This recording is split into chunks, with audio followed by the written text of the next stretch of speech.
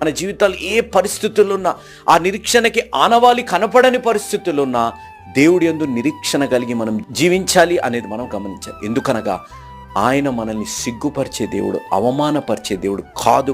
ఆయన యందు ఆనుకున్నప్పుడు ఎన్నడూ కూడా మనల్ని వదిలే దేవుడు కాదు అనేది మనం గ్రహించాలి. మన జీవితాల్లో కష్టాలు వస్తాయి కదా, ఎంతమంది ఎన్ని మాటలు అంటుంటారు మనం తట్టుకోలేని మాటలు. మన సొంత వారే, ఏం దేవుడు, ఎంత నమ్మకంగానో, ఇంత ప్రార్థన చేస్తున్నావు, ఏం జరుగుతుంది నీ లైఫ్లో, ఎంతగా నువ్వు వెళ్తున్నావు, ఏం చేస్తున్నాడు, ఏం చెయ్యడు నీ దేవుడు అని అనుకోవచ్చు. మీరు ఒకసారి వీడియోని చూడండి. ఈ వీడియోలో మీరు ఒక్కసారి గమనిస్తే ఈ జీబ్రా నీళ్ళల్లో ఉంది. నీళ్ళల్లో ఉంటే ముసలిలు వచ్చాయి, 2 వచ్చాయి. ఆ 2 ముసలిలు వచ్చి తినడానికి ప్రయత్నిస్తున్నాయి, కొరకేస్తానికి ప్రయత్నిస్తున్నాయి, కాళ్ళు పట్టేసుకుంటున్నాయి, ఇది పట్టేసుకున్నాయి. ఆ జీబ్రాకున్న నిరీక్షణ ఏంటి? ఇంక వదిలేసుకోవాలి కదా.